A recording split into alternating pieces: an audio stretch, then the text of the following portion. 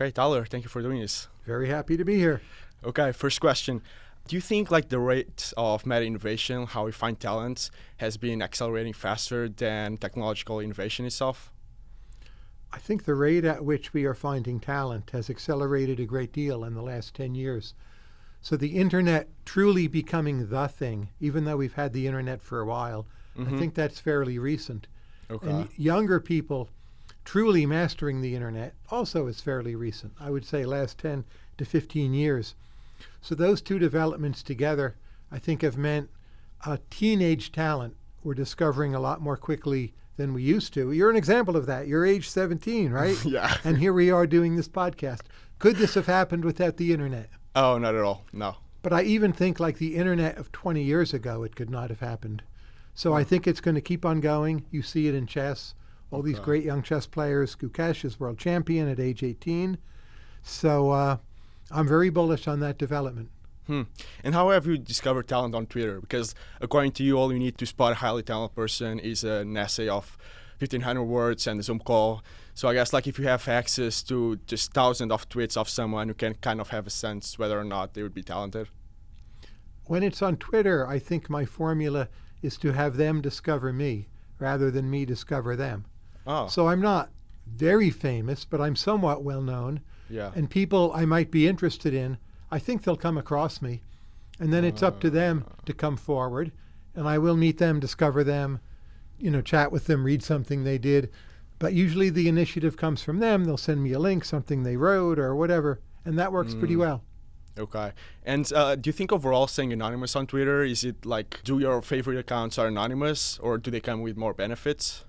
I don't like anonymous accounts. So I like the context of knowing who it is. Also, the people who stay anonymous, there's some reason for that, right? So a lot of them will self-destruct intellectually because they feel they're not accountable for their views, and they become crazier and crazier. Others are people who have a real job, but they're afraid to let on who they are. It just feels like an unstable mental equilibrium to me. So I don't know. Yeah. The accounts I really like, I know who they are, and I mean, the world knows too. It might be a pretext of anonymity. So like Roon, R-O-O-N, on Twitter, he's anonymous, but not everyone, but people know who he is. I'm not going to say. Like where, But people, he's open about working at OpenAI. And if you want to find out, there he is. Have you met like any anonymous accounts that like his tweets like were super good, but at real life they were just very dumb or it didn't seem to match? No, I think if you can be smart on Twitter, you're just flat out smart, and you will seem smart. I've never met such a person where they seemed dumb. Okay. Can't think of that, no. Okay. Why do you think the labor market is so bad at spotting talent? Well, when you say the market's bad at it, you have to ask compared to what? But part of the problem is this. If you spot talent, you have to invest resources, and the talent probably won't work for you. So the profit incentive to spot that talent can be fairly weak, especially younger talent. You spot a brilliant 16-year-old and say you're a company, that person's unlikely to work for you. Maybe in a few areas like AI, there's only a few major companies. You develop a relationship with them or some of the VC companies. But for the most part, you're relying on what you might call volunteers. And it takes time, energy, effort, and attention. And a lot of it doesn't happen. I think that's the market failure.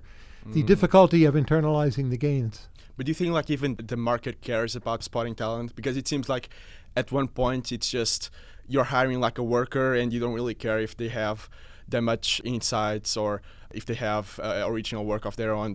You just want them to do the work you're assigning them. I think the market cares a lot. Now, it depends on the type of job. So if it's, a cashier in a supermarket, you want someone, first of all, who shows up, which you cannot take for granted. Someone who won't steal from the till, which you cannot take for granted. And third, you want someone who can actually do the job. But if you go to, say, Whole Foods, which is a high-quality, pretty successful supermarket chain, their cashiers are pretty uniformly good.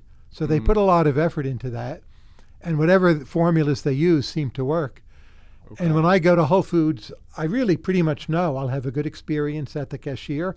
A lot of their people are immigrants. They're from poorer countries. They seem really quite smart to me. And I talk to them a little and I think like, you're undervalued. Like, why don't you work for me? But they don't quite exactly have the training where they could do something useful for me, and it doesn't happen. Oh, interesting. Okay. But they have very good cashiers. They're very smart people, I think, as a class. Okay. Would you say like places like San Francisco with a lot of talent and ambition become like less relevant with time because you can just go on the internet, on Twitter, and connect with super talented people no matter where they are? This is maybe counterintuitive, but it seems to me the returns to location have only been going up. The returns to being in San Francisco are high and rising. And maybe AI, it encapsulates and can express general knowledge, but it does not contain secret knowledge or knowledge of very particular matters of time and place that are not in print anywhere or on video. So just being there is worth way more. You see this in real estate prices, and I expect this trend to continue. San Francisco in particular. Like, what's new in AI? If you've never been there, it's very hard to know. If you go there some number of times a year, you can keep somewhat current. And that's, for me, worth a lot. So I think you say in the complacent class that San Francisco is the best place in the world if you have a vision and want to work hard to achieve it. So that was like 8 years ago. Do you still think that? Absolutely. All the more so. You know, Bay Area, a bit more than just the city, but that general area. And with the rise of AI, which had not really happened when I wrote Complacent Class, that's become a lot stronger. And a lot more of it is in the city itself than when I wrote those words. It used to be a bit more like Sand Hill Road, or, you know, we then called it Facebook. Apple were outside the city, but the city itself is really rising now. Okay, interesting. And when we have all these liquidity events, the home prices will go crazy. They're already crazy, right? What about Austin? Like, it seems there are so many prospects around Austin. Is like Austin the new San Francisco in some way? I don't think so. I think it's a distant, I wouldn't even say it's second. It's a great place. I love going there. I like the people. But no, it's not close. And it's not gaining on the Bay Area either. Some people moved there during pandemic. A lot of them moved back. Same with Miami. Those cities are doing fine. They're great places of their own, but they're not becoming second-tier San Franciscos. Maybe Austin a little. Do you think that could ever happen, like a city surpassing San Francisco? Well, if California does this billionaire's wealth tax of 5%, that would give some other places a shot. Even then, I don't think it would happen. But California would have to blow its lead. I don't think it will simply evolve into something else. Now, eventually, every place does that.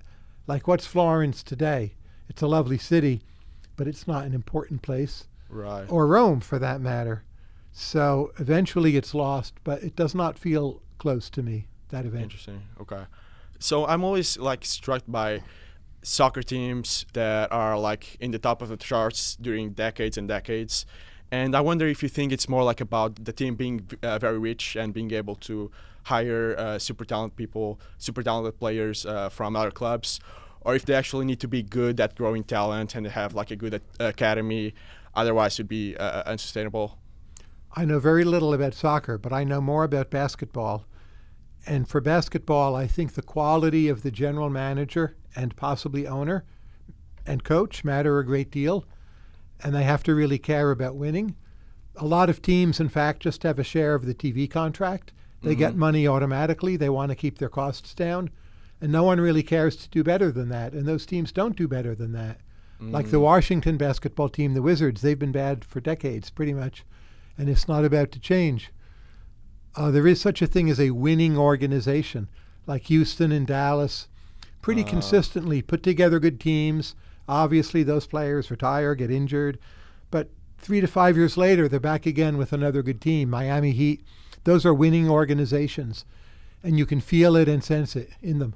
So is it about having a good structure to grow talent?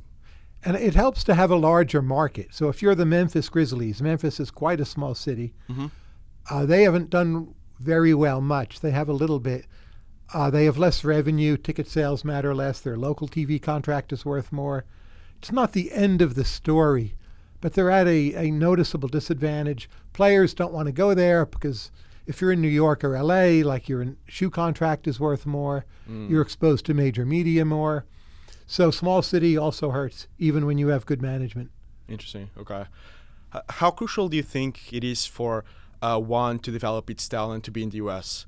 So I remember when we had the Zoom call for the EV Emerging Ventures grant, you said, like I asked you for advice, and you said that I should try to keep living in the US. Like, how crucial do you think it is for example, for me to stay in the US? It depends what you want to do. But I would say in over half of all areas of endeavor, it's very important to be in the United States to hit a top level of achievement. Now, there are plenty of things where you can excel in Europe. Mm-hmm. Even then, I don't think Portugal is a big enough country to be the place to be. But the UK, Germany, Switzerland, France, in many areas, you can do very, very well there. You know, in your case, unless you're natively fluent in something like French or German, Mm-hmm. it's really US or UK if you want to be highly successful. If I don't go to either of those countries, do you think I might risk like lose my ambition, or just lost, like became more conformist? Or That's what usually happens. Now, again, some areas are exceptions. So say you want to be a politician. Mm-hmm. That more or less restricts you to Portugal.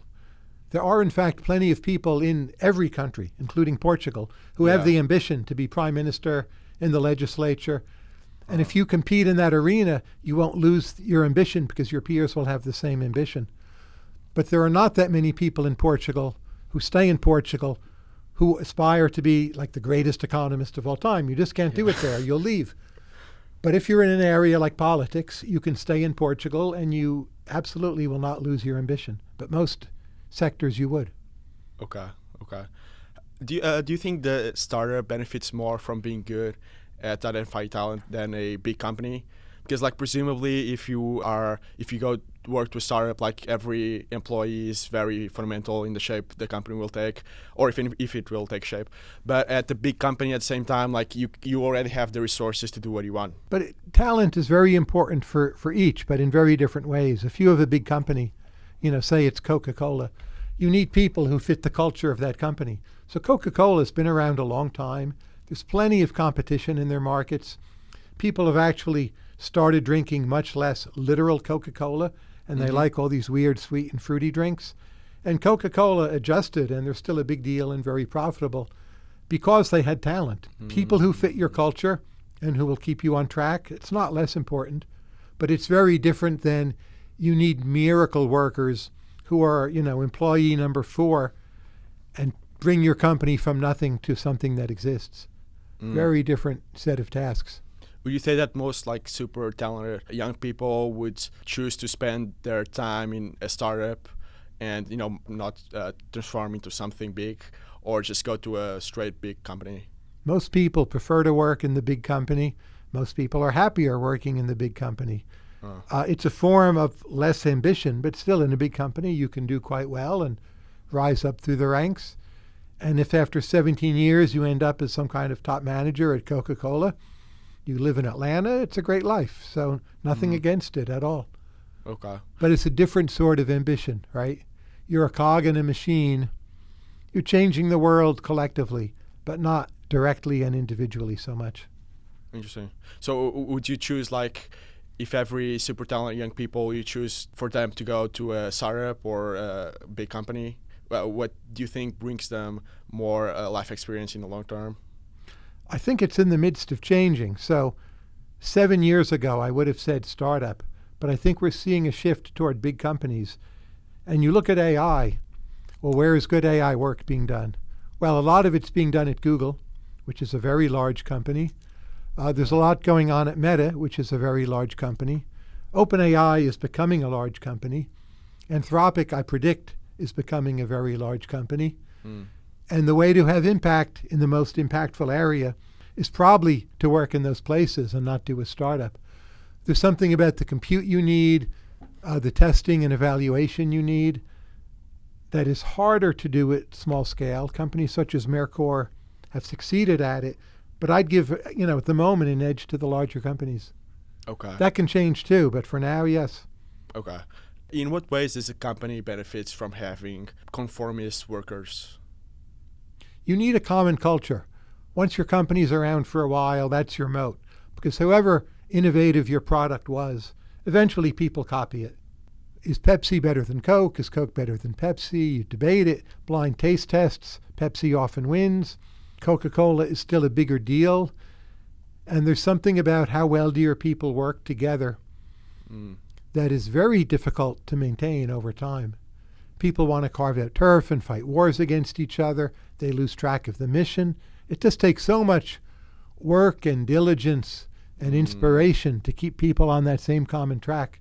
And it's an issue, in nonprofits. We're here at Mercatus, 130 employees. It's not a very large number, but to keep people in Mercatus cooperative, which I think we've done pretty well, but it's a never-ending thing you need to work on.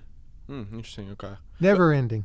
But in a way, it just gets harder. Would you say like that a startup benefits more from having less conformist people than workers than a big company? It depends on the sector. When you say startup, most people think tech, new product, software. Right. And in those areas, you very often need nonconformists. But most quote-unquote startups are quite ordinary things. It could be a restaurant. It could be, a shoe store. And in those cases, you probably want more or less the conformists. Maybe you need one new idea, but after that, you just want execution. And then again, you're looking to the conformists. Why do you want less conformist people in the tech sector?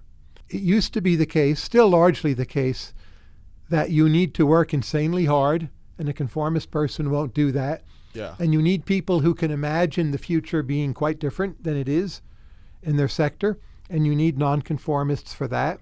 But again, if the startup is a shoe store, you don't need people to imagine the future being totally different. You just need people who can imagine that they can sell shoes pretty well. Yeah. And that's more or less going to be the conformists. Okay. Then like Mercatus, I'd say we need a balance of conformists and nonconformists. And I think we're pretty good at that. But the idea people are largely nonconformist. But a lot of the execution people, like your event staff, you don't necessarily want crazy people on your event staff. Yeah. So it depends of like the job you are trying to assign them. And a lot of companies have this mix of both. Like the ideas people will be more nonconformist, and the executors, again, this can vary, but they're more likely to where you want conformity. Okay, I see. Where do you and Malcolm Gladwell differ when it comes to talent? Where do we disagree? Yeah. I'm not sure I know all his views. In his book on talent, he stresses practice a great deal. Yeah.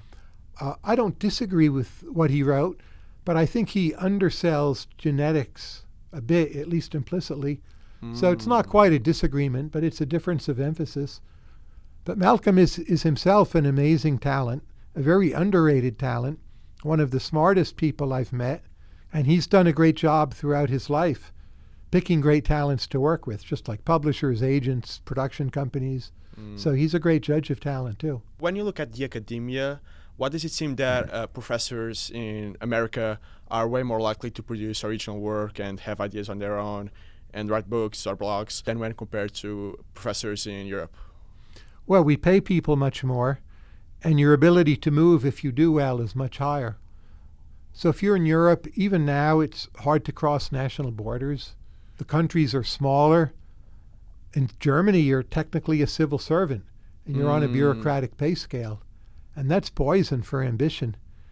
And there's just a lot of paperwork associated with many of those jobs. U.S. is getting worse in this regard.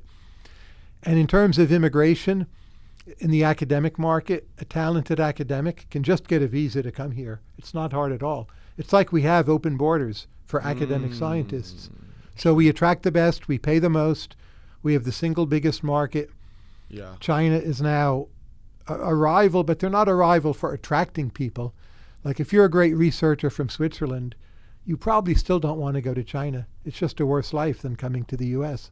I wonder if you think it's more important to give money to poor people or to talented people like you do through emergent ventures, because like if you give money to talent people, that might just completely outweigh giving money to the poor people, because the person you invested in might even become a billionaire and give tons to the poor. But at the same time, it doesn't seem like the average person can really invest in people like that. I believe in what I call a barbell strategy. You want to do both. It's people in the middle you shouldn't give much to. They're not poor enough to really need it, and they're maybe not talented enough to do something astonishing and wonderful. So you're never going to be sure the money you give to talented people, what will be done with it.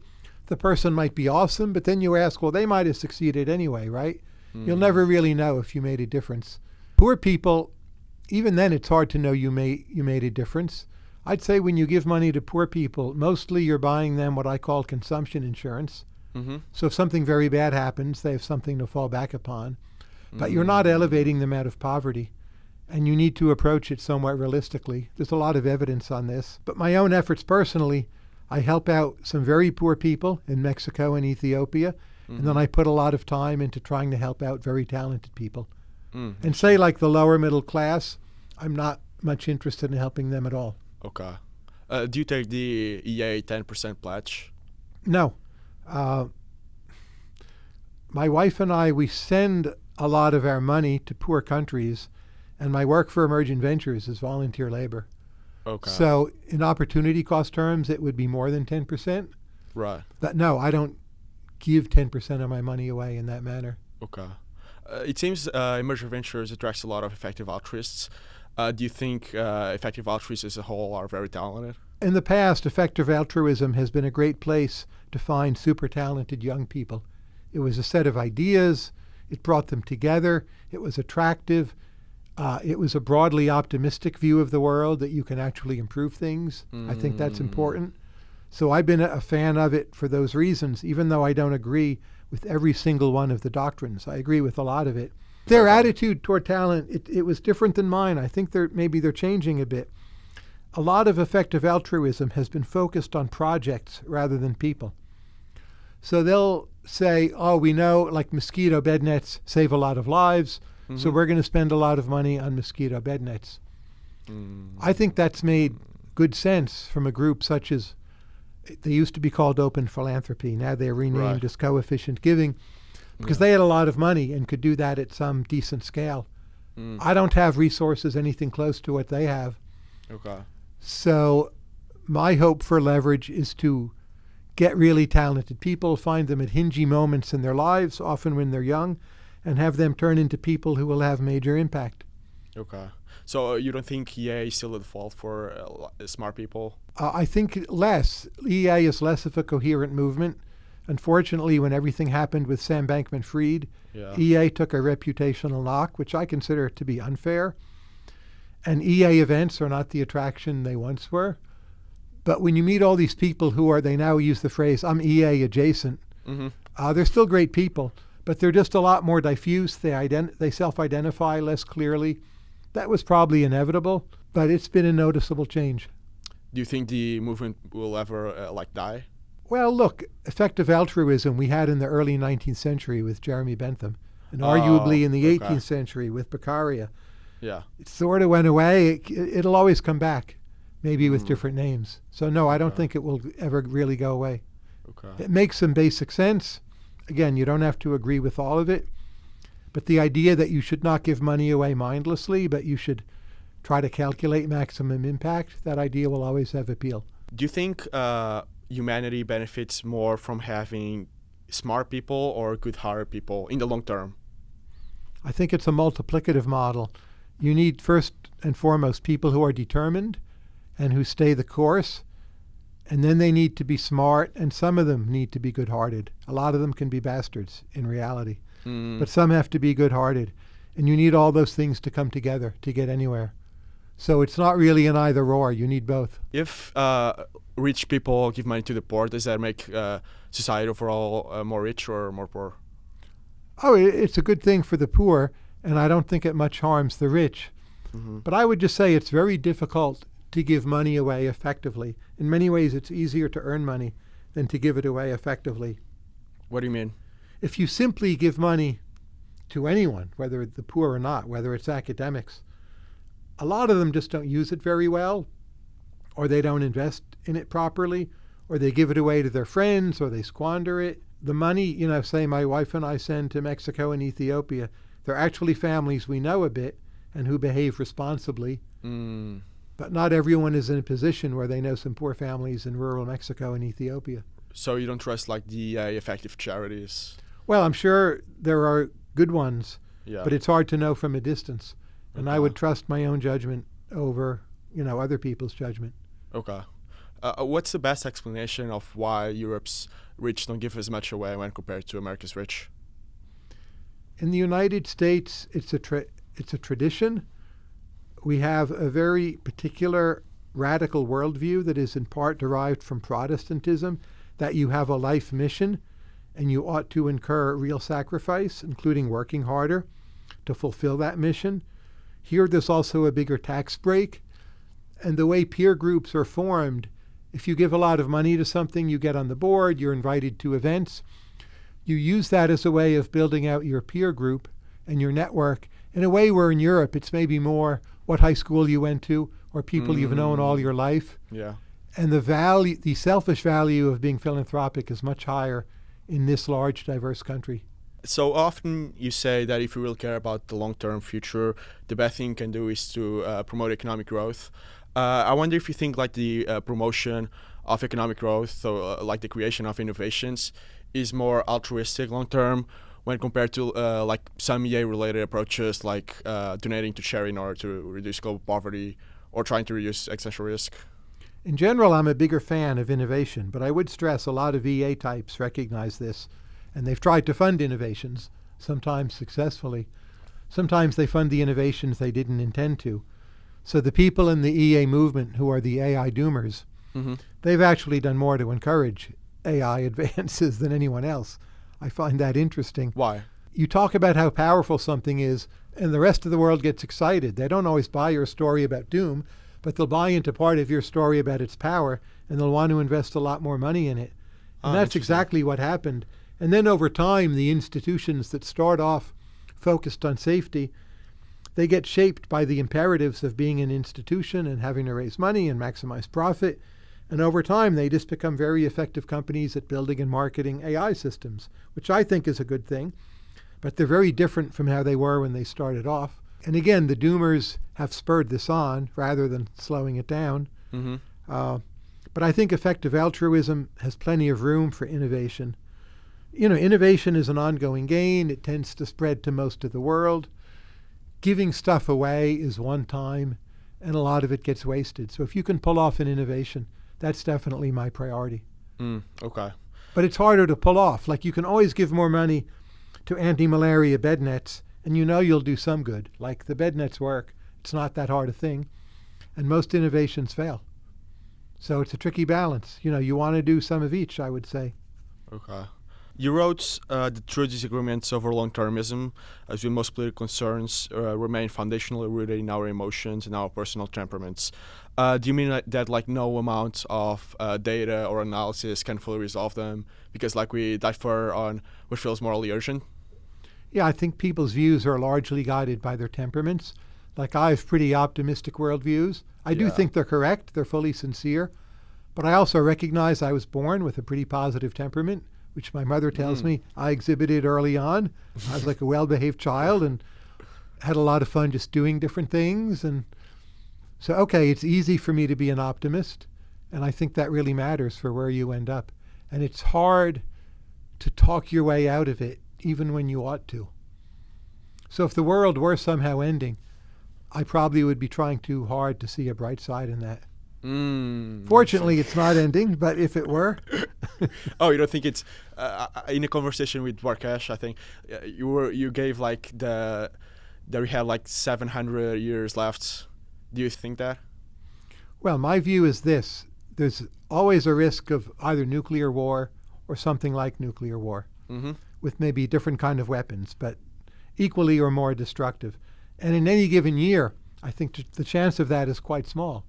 In that sense, I'm an optimist. I think the chance of that in a given year is smaller than most people think. But I do recognize there's such a thing as a probability density function.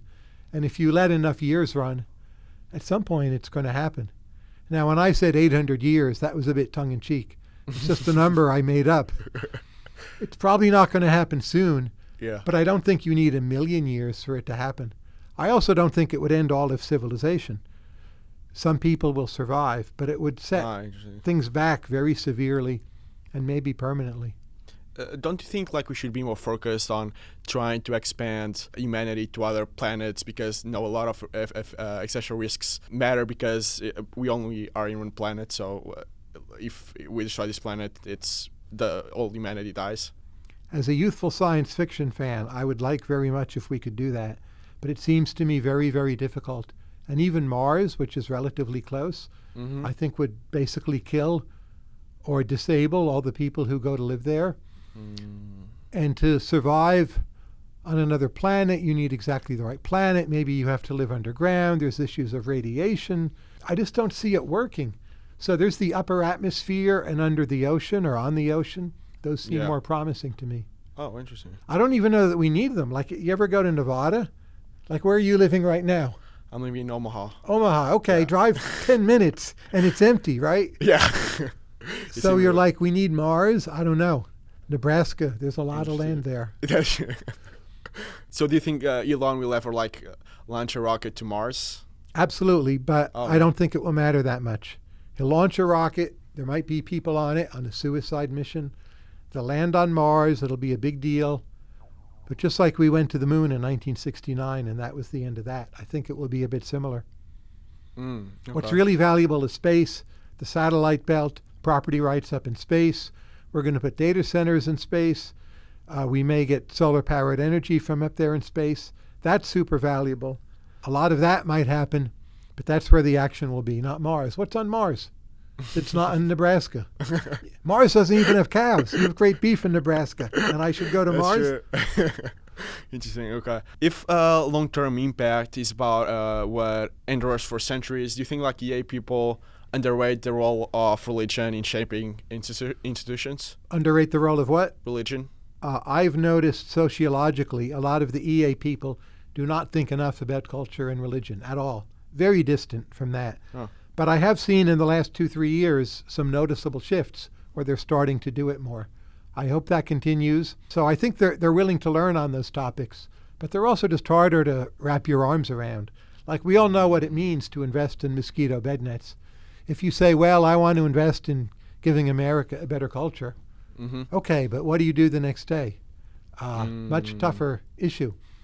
And a lot of the EA groups, they want to be transparent and they want to have a kind of defensibility and legibility to what they do. Yeah. And that pushes them more in the direction of bed nets and less in the direction of these less tangible things. But the less tangible things are super important, and they're right now underinvested in. So do you think if EA people start look more at religion, they would change some of their practices, or? I don't know. Again, if you look at the talent in the EA movement, I would say a lot of it is highly analytical. And as talents, they're not that strong in the humanities. It's just an observational fact. So maybe they're better off just sticking with the analytic stuff. And someone else will have to do the cultural and religious issues. But still, you'd like if there could be more crossover, right, in both directions. Right. But maybe they're just not good at it. Like some of the EA people, you talk to them, they just seem like they're in quite a fog. They grew up in the rationality community. They're very good at a certain, very narrow set of ways of thinking. They can be very effective applying those ways of thinking. Maybe that's just their comparative advantage. Okay, interesting. So you've said before that the most important thinkers of the future would be religious. You could even say the present. I said that a while ago. But religious thinkers, absolutely. Oh, but wouldn't you expect that religion generates some pressure towards conformity, and just the single fact that most religious people came from religious families says a lot about it, and the way we get interesting stuff being done and creations being made is by having more risk-taking people, therefore less conformist, therefore less religious. I think historically what you're saying has been true, and it's probably still true in Europe today. But I think in America today there's been a bit of a flip. The religious people are often the nonconformists. The formal religious structures themselves no longer exert much conformity power.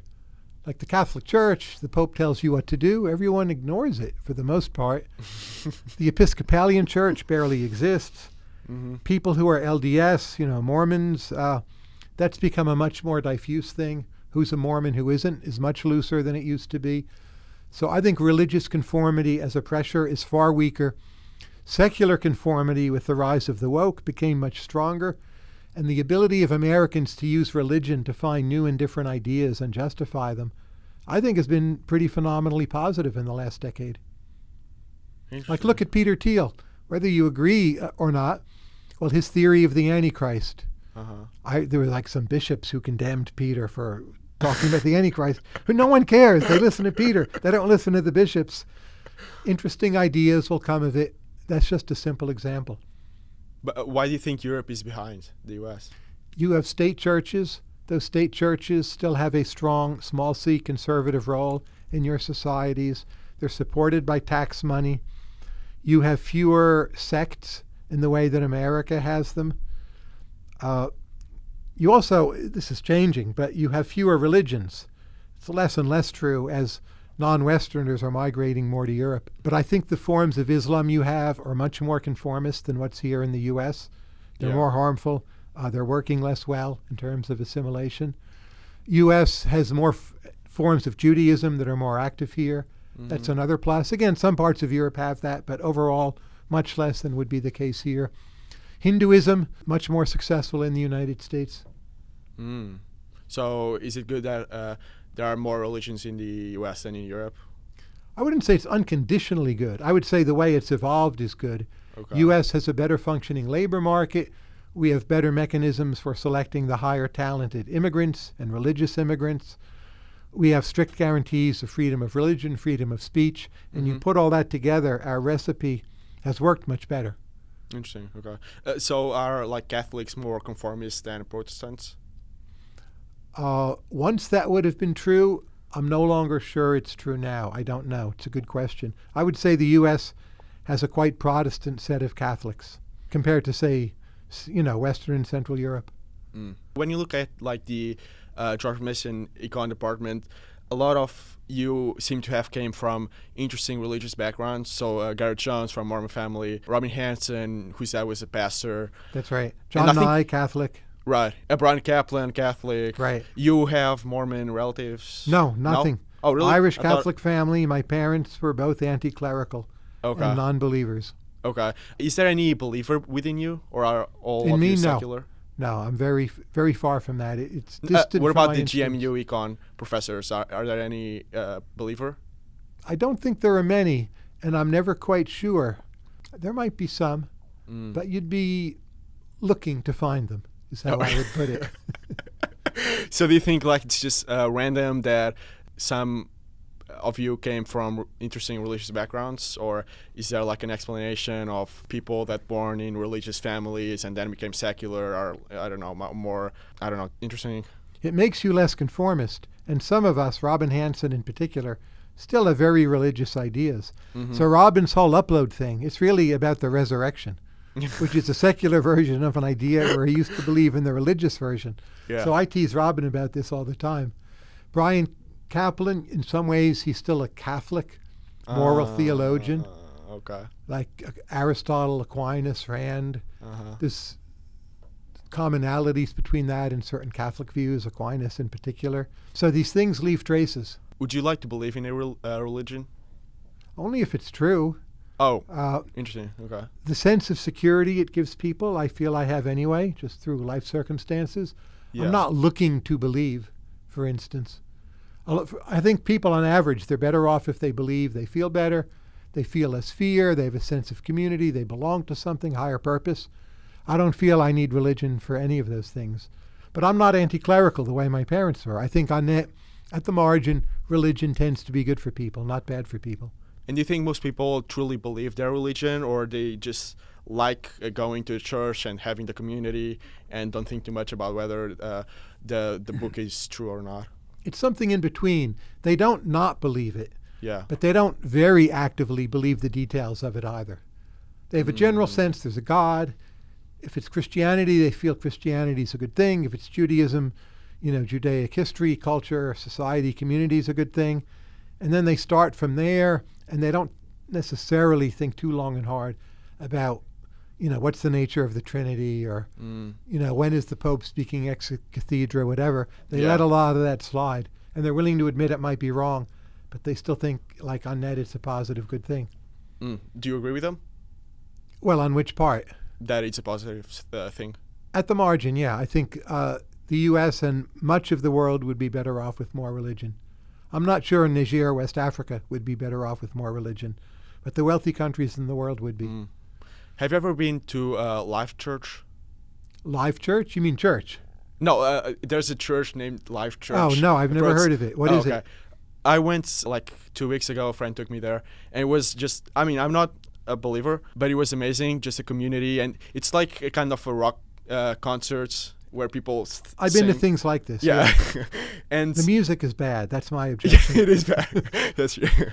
And I don't know, like, I think I'm going to start going there every Sunday, but it's not because like I believe that it is true, but I just think it's good, and it makes me like feel good about myself, and I have like the community. All people are super nice. You'll learn things and you'll meet people. There's no reason not to go if you can get there. And one of the things, when a pastor asked me why I'm not religious, I asked them like, what's the difference between like believing in God or believing in UFOs or in a conspiracy theory or there's life in Jupiter? Like, how do they distinguish that? Do you have any answer? Well, it's going to depend on the religion. But in many religions, faith plays this very important role in distinguishing between things you should and should not believe in. And a lot of the things you shouldn't believe in, say by a Christian Protestant sect, might be considered a form of demon. Like if you believe in UFOs, it's like saying you believe in demons. Now, some of them welcome this and say, oh, the demons are here. You know, this is a reflection of our religious belief. But a lot of them would just say, no, you're believing in something dangerous. Don't go there. You know, keep your belief firm in Christ and the Trinity and Christ as the Son of God and our Savior. And they want to discourage this kind of multiplication of semi-sacred entities. It's one thing to me that's always been interesting about Ross Douthat. Ross is nominally Catholic, grew up in some kind of strange Protestant sect due to his mother, and his current beliefs are a weird mix of things, and he's quite willing to ponder like fairies, demons, all these intermediate beings. Yeah. They're pretty welcome in his cosmology. He might be agnostic about them, but he's certainly not dismissive. Oh, okay. Have you ever been persuasive by any of his arguments? He and I had a 2-hour podcast. We did it in this room. Yeah. So you can listen to the podcast and see if you think I was persuaded. But no, I still don't believe. So I had a good time talking about the ideas. I did learn many things, but I still don't. I'm not closer to belief. Okay. Would you agree that like one of the advantages of being a non-believer or like secular is that like you're more like naturally skeptic? Yeah, like you're more skeptic of believing in ideologies and more suspicious of like dogmas? I don't think it's an advantage. I know so many secular people, like socialism becomes the dogma, woke becomes the dogma, or it could be libertarianism for that matter. But they cling to their other dogmas more fiercely. One of the arguments for religion is just there's a place you can stuff your dogmatism into beliefs about the Trinity, and then the rest of you is free to be open-minded because you've taken care of your dogmatism. You've sent it somewhere where it doesn't really matter that much for a lot of decisions. Okay. Okay. So you've described yourself in the past as a philosopher who happens to study economics. Yeah. Can you explain? Isn't it like inverse? Well, maybe it's both, but I read a lot of philosophy early on. I almost decided to become a philosopher. A lot of my economics is philosophically oriented. Just as a marker, I think I have at least as many pieces in top-tier philosophy journals as in economics journals. Now, that's unusual, but it's a kind of evidence, right? Yeah. Maybe just the categories aren't that useful would be another way to put it. I was speaking a bit tongue-in-cheek when I said that, but I also meant it. I tend to think pretty philosophically, and when I'm in the role of podcast host, if I were mainly an economist, I actually couldn't do it at all. Right, yeah. Yeah. Who's your favorite philosopher? Well, it's like Plato, if you count everyone. I loved Eric Parfit and his work, and more recently Robert Nozick and his work. Yeah. Those would be recent favorites, Quine, just to name a few. Okay. You write in your book, Big Business, that the CEOs are the modern equivalent of successful philosophers, and that in reality there is no job that is as philosophical. Can you expand on that? If you're a CEO, you need to deal with the question, what do people really want from your product? Yeah. It's a pretty deep question, in fact. It's hard to get it right. What motivates people at work? How do I motivate them? It's really not just about money at all. That's a very deep question. It's hard to get it right. Just those two questions alone make you a philosopher. Then there's questions, well, how much should we invest in like following every law? Which no company does with full strictness, right? Yeah. and it's not even possible. That's also a philosophical question. So you're faced with large-scale, significant philosophical questions every day, all day long. That, to me, makes you a philosopher, no matter what the product. Is that why you say Patrick Collison is one of the best philosophers alive? Yeah, absolutely. And Stripe has been successful. Interesting. Now, Patrick also thinks about philosophy in the narrower, more explicit sense, but the other counts too. So do you think like the persona of a CEO has shifted from the one of a specialist to the one of a generalist, or it was always like a generalist persona? It's changed a lot with time. So CEOs have more and more become generalists who coordinate their companies and spend a lot of time interfacing with the public, with government, setting the image of the company. 30, 40 years ago, it was much more likely the CEO was, quote unquote, the person who ran the company. That is today less likely to be true. Much less likely. What happened? Why is it less likely? Companies are bigger and more complex. No one knows enough to run the company. The demands on your time and attention for government, public relations, communicating the vision, forming the vision, the mission, those are all much more pressing. And the CEO has to do those. And whether the title is COO or not, but something like that, someone else literally running the company, is a bigger and bigger thing. And that's just division of labor. Okay, interesting. So like thinking about history, like we have the Enlightenment and the Renaissance where people are generalists. Then with the Industrial Revolution, we became specialists. And now it seems like we're becoming generalists again. The CEOs are. You as an individual may or may not be. Oh, so you don't agree that society overall is becoming more generalist? There's more room for generalists, that's true. But the people who specialize more and more. So it's, again, this barbells thing, that you get both trends at once. And it's people stuck in the middle who are doing less well. You either need to be a really good specialist who does one thing better than other people, or an excellent generalist. If civilization still exists 1,000 years from now, who do you think might be remembered from today? Or do you think someone who will be remembered from today? It's a good question. Probably no one. So if I think who's remembered from 1,000 years ago, I would say it's no one. Now that's an odd pick. Like exactly 1,000 years, you're hitting on a time period where things were not going that well. But very, very few people, I think. Very few. Do you have any bet? Well, if Mars becomes a thing, it will be Elon Musk. But for reasons we already discussed, I would bet against that. But at least it's possible, right? Like Elon has a chance. You think he still believes it? I don't know Elon. I've never talked to him. I suppose I think he believes it, but that's not based on much that's firm. Okay. What about a book from like today or from the past that might be remembered 1,000 years from now? Nothing from today. Obviously, there's books from the past. You can go see what we remember. It's less than 1,000 years ago, but I would say Canterbury Tales and Dante's Inferno. We still remember. Those are what you would call the post-antiquity books. You could name some others, but they'd be two obvious picks. What about the Bible? Well, that's not post-antiquity. Oh, okay. There's plenty from early on. Plato, Aristotle, from the Romans, Cicero, the Bible, other sacred texts that are plenty remembered, the Ramayana, go on and on and on. But then you have this break point. Yeah. And those things won't be forgotten, but after antiquity ends, it takes a long time before you get to things that are remembered again. I guess Beowulf counts as post-antiquity. I'm not sure how well remembered that is. But I'll say like Chaucer, Dante are clearly somewhat remembered. Interesting. Okay. So do you think the Bible will also be remembered 1,000 years from now? Absolutely. And it's such a wonderful book. Okay. And there's still going to be Jews, Christians. Yeah, it's not going away. If there were two versions of you, one that has never traveled and one that has never read a book, which one of them would end up closer to who you are today? I guess the one who's never traveled. But again, it's the multiplicative model thing, that doing both multiplies the value of each. So I know not a lot, but I know a reasonable number of people who read a fair amount, and I don't think they've traveled much, or if they traveled, they didn't really travel and explore. A business trip, or their parents dragged them when they were 10, whatever. You can see what those people are like.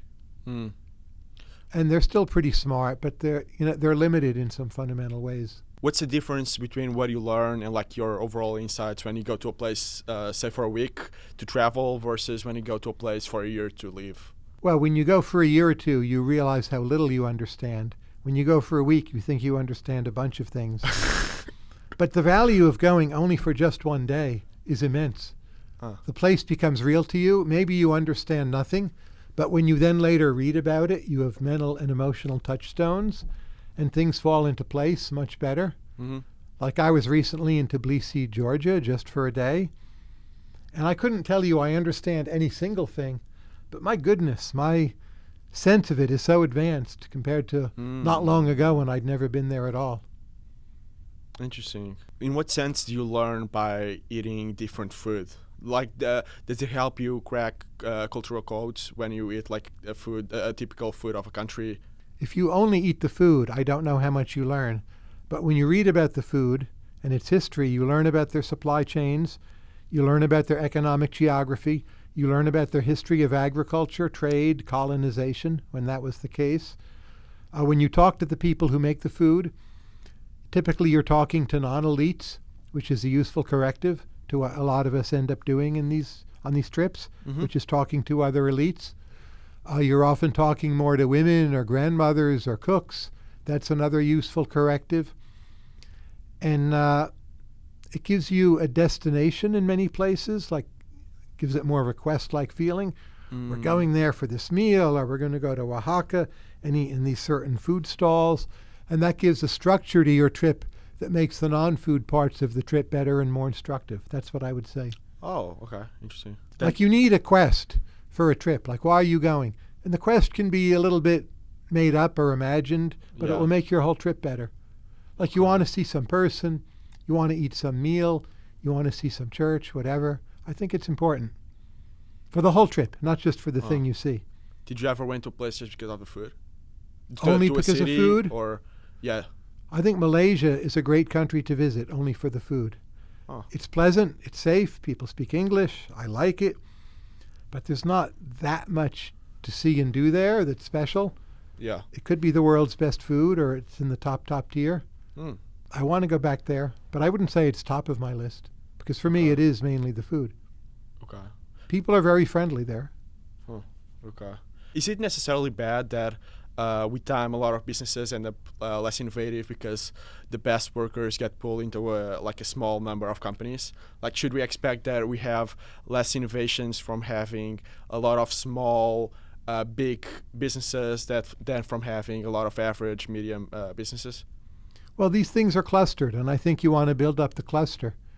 And if you look at, say the Italian Renaissance, the early Renaissance, it was incredible in painting and not nearly as exceptional in music. So maybe we pulled some talent into painting and sculpture and away from music. You've just got to do it. Like when you find something that's working, double down, triple down, keep on doing it. You're not going to have a fully diverse set of achievements anyway.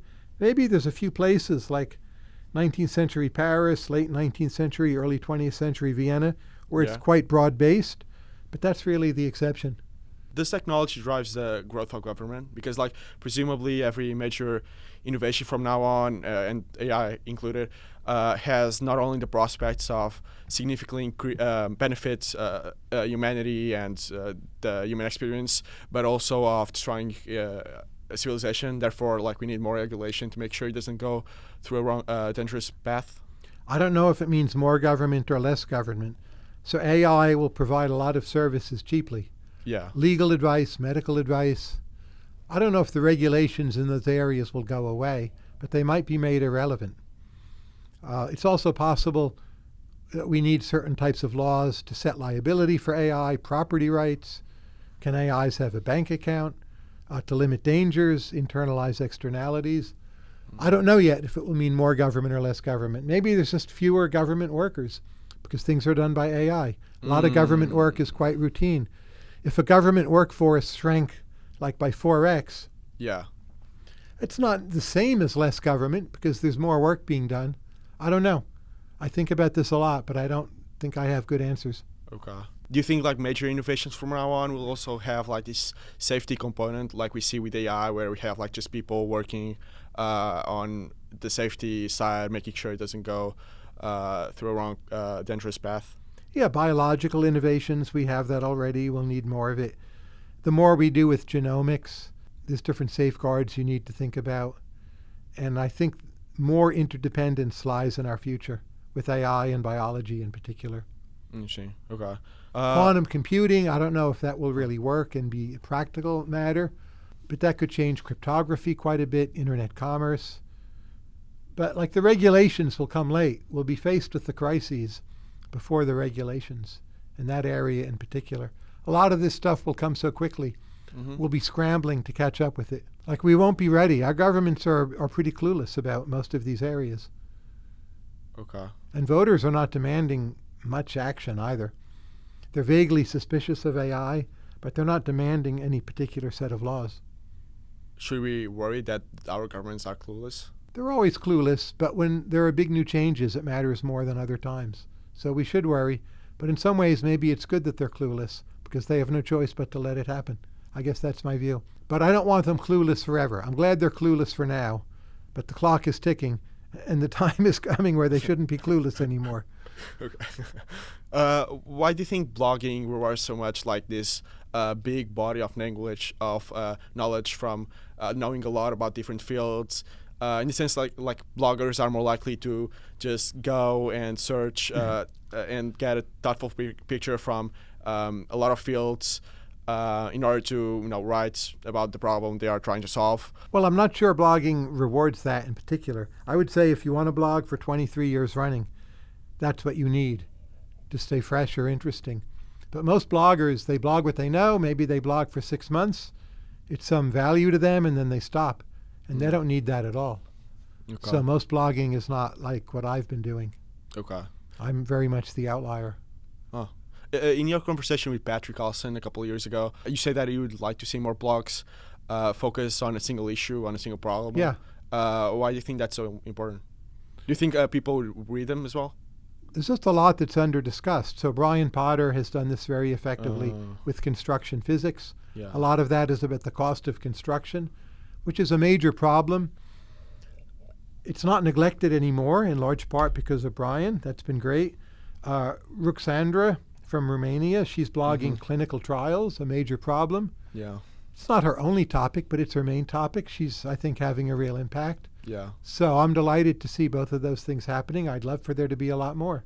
Interesting. Have you ever been tempted to just stop writing for the free press and magazines and just write on Martial Revolution or on your personal Substack, like Paul Krugman did? No, I mean, I write the blog anyway. Keep in mind those other people pay me. No one pays me to write on my blog. But I also like working with editors. New York Times, Bloomberg, Free Press. I've always had great editors. That's important. And you reach very different audiences writing for these other outlets. And I like that I've written for different outlets. And now it's the Free Press where I've been very happy. And I've had great editing. And they have great reach. So, no, I don't think I'm going to change that. Okay. I'm going to name like some bloggers and famous Twitter personalities. And I would like to hear like your take on them. Yeah. Okay. So first, Aella. She's very smart, a fantastic writer, quite an important figure. Some people hate her. I think you have to distinguish between approving, different things she does and what you think of her as a thinker. And she's a great and important thinker. Okay. I've met her a bunch of times. I don't know her, but I like her as a person from the interactions I've had. What about Scott Alexander? Scott has written an incredible series of essays and blog posts over what is now quite a few years. Yeah. He's been remarkably influential in the Bay Area, has built up the rationality community, has this one huge blind spot on AI risk, which he just won't treat scientifically. Other than that, he's done great stuff. Noah Smith. Noah Smith, when he started, I disagreed with him a lot. He just has worked so hard, and he's just gotten better and better and better. I love reading him. I think he's very often right. He has great influence. And he's really mastered like what he should be doing in a way based on this like continual, ongoing, ruthless self-improvement. Sim. Matthew Iglesias. Matt, I've always liked a lot in his various incarnations. Now that politically he's more centrist or even on the right in some issues, makes me happy. But I loved Matt even in his strict blogger days when he'd like blog about the Wizards or movies. Or he's just a very, very smart person, as his father is. And he's always interesting. And he's like this American treasure. Rune. R-O-O-N. Oh, R-O-O-N. Yeah. I love Rune. I only met him once. He seemed very nice. He's one of my favorite people on Twitter. He works for OpenAI, so that to me is already a big plus right there. Yeah, I'd like to get to know Rune better. Only positives from what I've seen. Cool, okay. Razib Khan.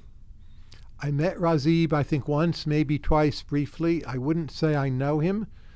I believe he's blogging very high-quality material on genetics. I'm not sure I'm able to judge it.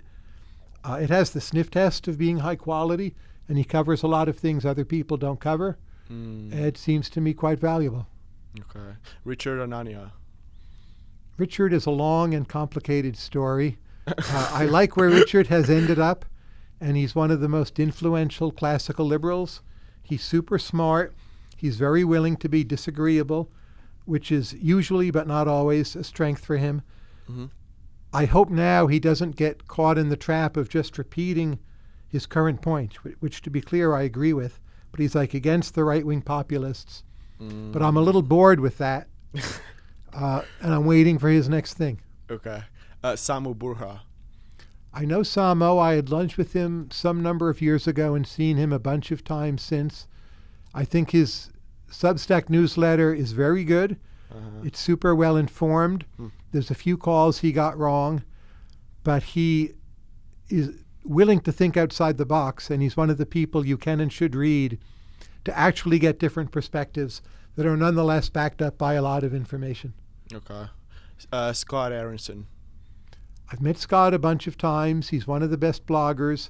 I cannot judge his contributions on the technical side, but I believe they're thought of very highly.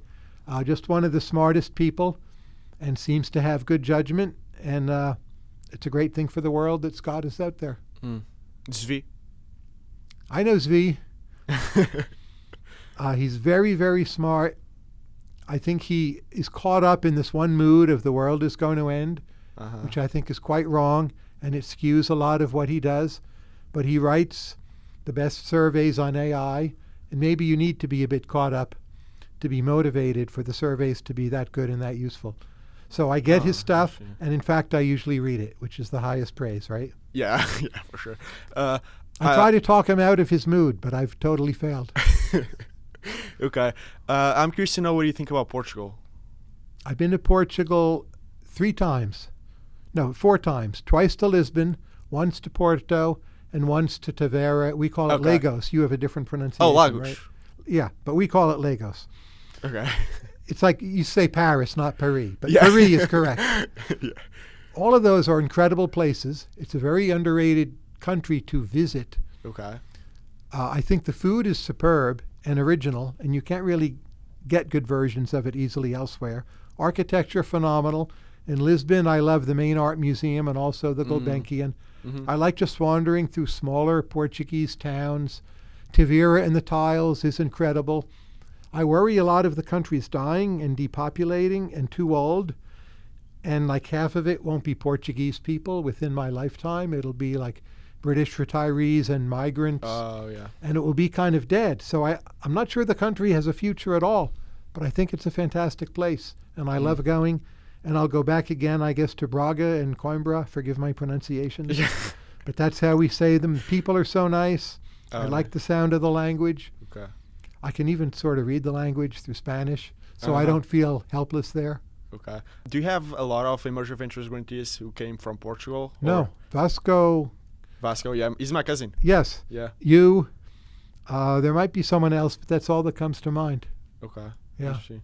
Okay. So everyone, go to Portugal. There's at least 3 great parts of the country, probably more. And it's easy to get around. It's safe enough. Like, there's no downside to going. It's pretty affordable. cheaper than most of the rest of Europe. Do you think people are? Do you think it's a good place to live in? If you're retired or young, very young. Or young? If you're a kid or Growing. retiree, it's the best place in the world. In between, like, what's your job? I don't know. I'm then, less bullish on it. But like the quality of the place is incredibly high. I just don't know what you can do there with all this shrinkage. Okay. And aging. How would you fix it? I don't think you can fix it. Oh. Now, if current Portuguese couples all decided to have 3 kids, it would be fixed automatically. Yeah. I just don't see that happening. Oh, okay. But the fix is easy. We know the technology, right? What's the technology? To have kids. We know how to do it. Okay. So you don't vote. I'm wondering, like, if quote unquote civic responsibility takes a different shape when it comes to you, because like for the average person, like voting is the only thing they can do in order to influence politics. But like you have your blog is read by millions, and I mean, I don't know, you probably don't impact policies, but I'm sure you impact a lot of opinions. I've impacted a number of policies, often through indirect means that I would not necessarily speak about. But I've played a role as an advisor in a whole bunch of things. So I'm doing my civic duty, and I feel voting would diminish my civic duty. It would make me stupider. Why? I would start taking sides. Oh. And often I genuinely don't know which side to vote for in many elections. Some elections I feel I know, but a lot of times I don't know. And if I'm not sure and it's going to make me stupider and I have other things I can do, including with that time, there you go. Okay, so 2 days ago you launched this aesthetics program with Patrick Collison. Yeah. What's the larger vision behind it? What's the motivation? To make the world more interested in beauty again, in inspiration. And if you go, say, to Portugal, the older buildings in most parts are just incredible. And we'll still go to see them. I'll travel from the U.S. to go see them. The newer buildings, not only Portugal, but they're quite unexceptional. You might even say they're ugly. So why is that? I want people to do more to answer that question, address it, and change it. It strikes me as, in a wealthy, diverse world, an entirely reasonable set of expectations, but someone needs to act on it. And that's what we're doing with this project. Is it like serving the big same goal as progress studies, or is it just fundamentally different? No, aesthetics is a hugely important part of progress, and a purely mechanical, material vision of progress studies, I'm convinced, will fail. That the Enlightenment comes from the Renaissance, which had a strong interest in beauty and drew beauty from the ancient world and the best of medieval times, was critical to everything that followed. And I would say the Industrial Revolution came first to aesthetics and only later to industry. So you agree with the view that like people are happier when they are in beautiful places, wherever they might be? I mean, they're probably happier, but that's not what motivates me. Just the beauty itself motivates me. It's probably good for happiness, but that is not even my sales pitch. Okay. We should care about beauty for its own sake. Thank you, Tyler. It has been great chatting. Okay. Thank you. I appreciate it. Let's do this again sometime. I'd love to. And thank you for coming out. Oh, thank you. And also hope to see you in Portugal someday. Oh, that would be amazing. Okay. Yeah. I want to go back and see the rest of the country. Okay.